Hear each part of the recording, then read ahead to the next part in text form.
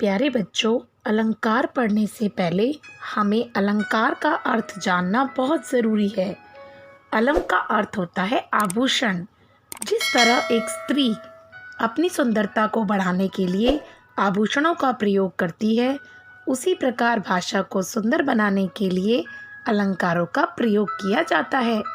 अर्थात जो शब्द काव्य की शोभा बढ़ाते हैं उसे अलंकार कहते हैं।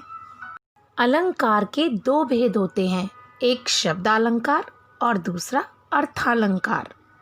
तो चलिए शब्दालंकार का अर्थ देखते हैं। जिस अलंकार में शब्दों को प्रयोग करने से चमत्कार हो जाता है और उन शब्दों की जगह पर समानार्थी शब्द को रखने से वो चमत्कार समाप्त हो जाए, वहाँ शब्दालंकार होता है। आज हम शब्दालंकार के कुछ भेद पढ़ेंगे।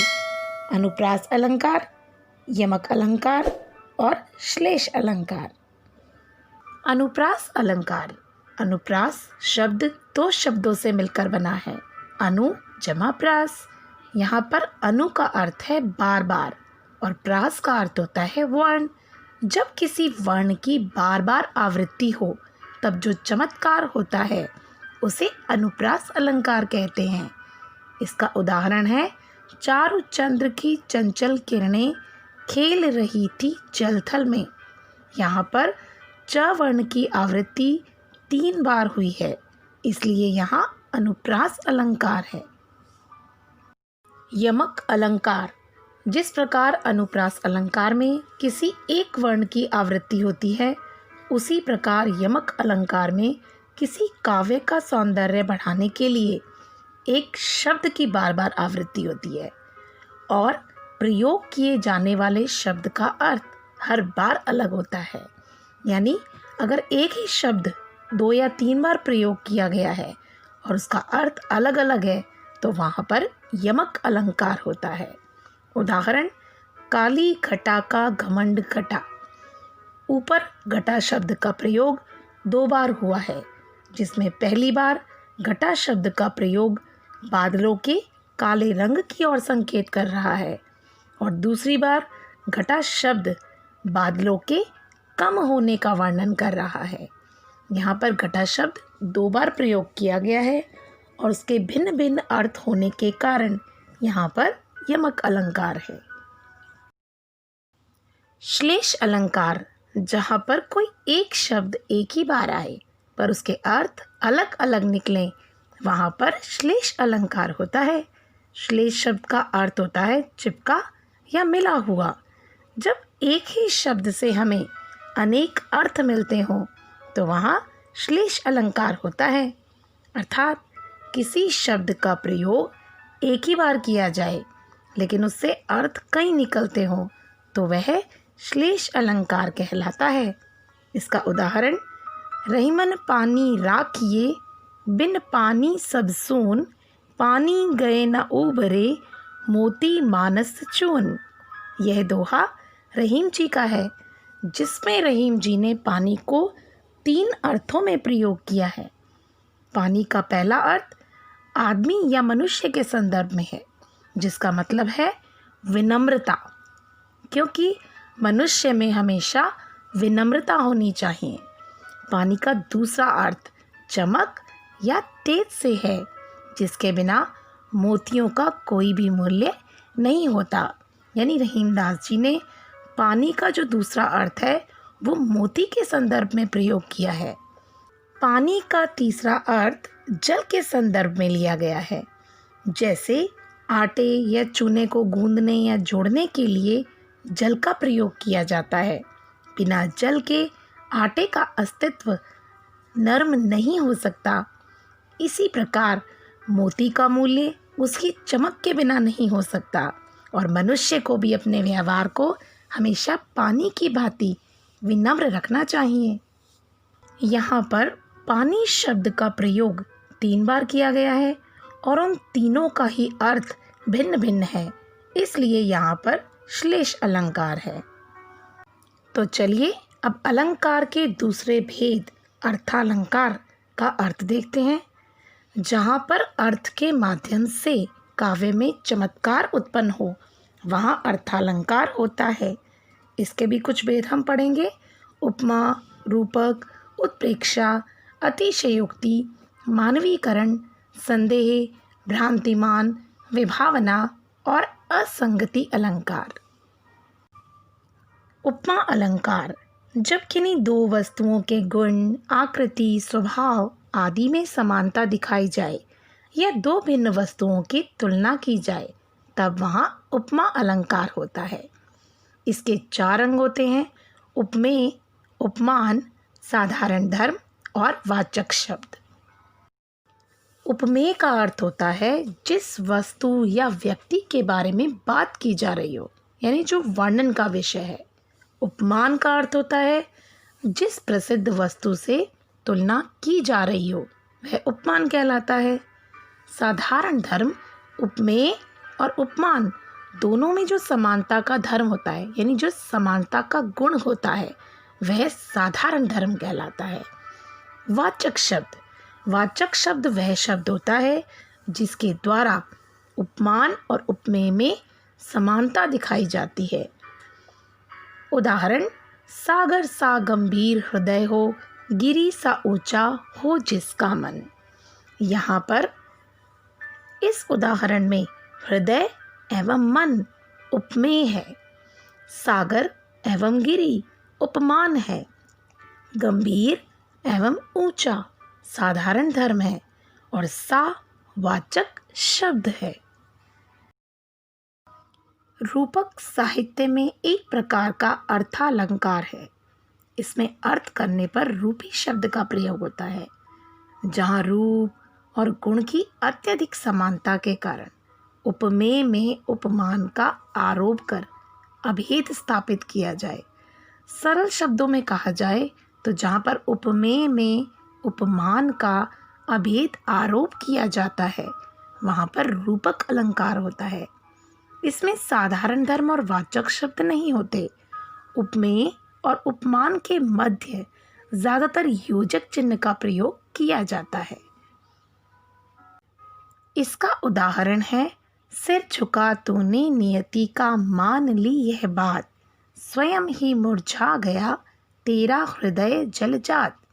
इस काव्य पंक्ति में हृदय जलजात में हृदय उपमेय यानी जिसकी तुलना की जा रही है, उस पर उपमान जलजात का अभेद आरोप किया गया है।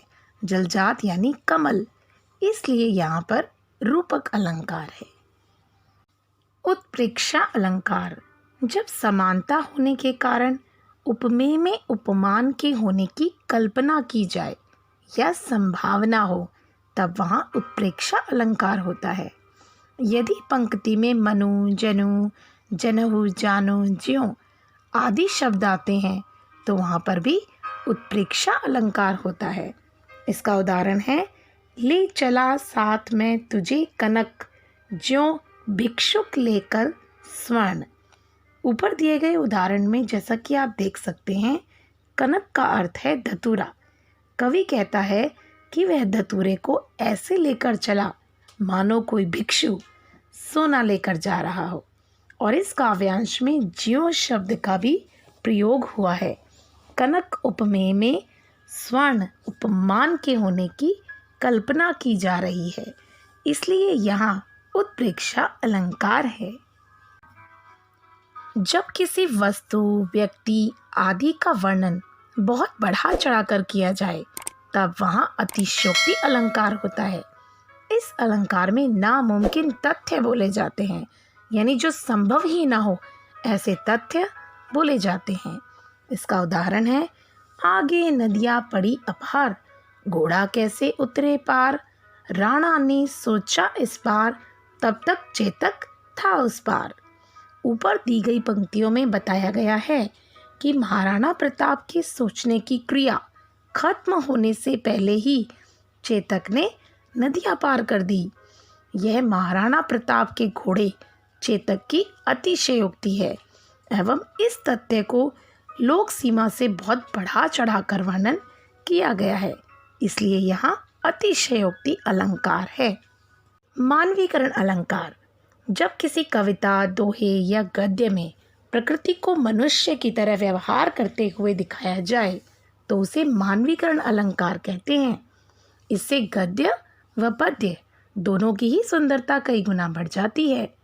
सरल शब्दों में कहा जाए तो जहाँ पर काव्य में जड़ में चेतन का आरोप हो, यानी जड़ वस्तुओं को मनुष्य की तरह व्यवहार करते हुए दिखाया जाए, वहाँ पर मानवीकरण अलंकार होता है। इसका उदाहरण जगी वनस्पतियाँ अलसाई, मुँह धोया शीतल जल से। इस उदाहरण में यह बताया गया है कि वनस्पतियाँ उठ चुकी हैं और उन्होंने ठंडे पानी से अपना मुंह धो लिया है। ऐसा संभव ही नहीं है, वनस्पतियों के पास तो मुंह ही नहीं होता। लेकिन यहाँ पर प्रकृति को मानव की तरह उठते हुए और शीतल जल से मुख धोते हुए दिखाया गया है, इसलिए यहाँ पर मानवीकरण अलंकार है। संदेह अलंकार, जब उपमेय में उपमान का संशय हो तब संदेह अलंकार होता है, या जहाँ पर रूप, रंग या गुण की समानता के कारण किसी वस्तु को देखकर यह निश्चित ना हो कि यह वही वस्तु है और संदेह अंत तक बना रहे, वहाँ पर संदेह अलंकार होता है। इसका उदाहरण सारी बीच नारी है कि नारी बीच सारी है, सारी ही की नारी है कि नारी ही की सारी है।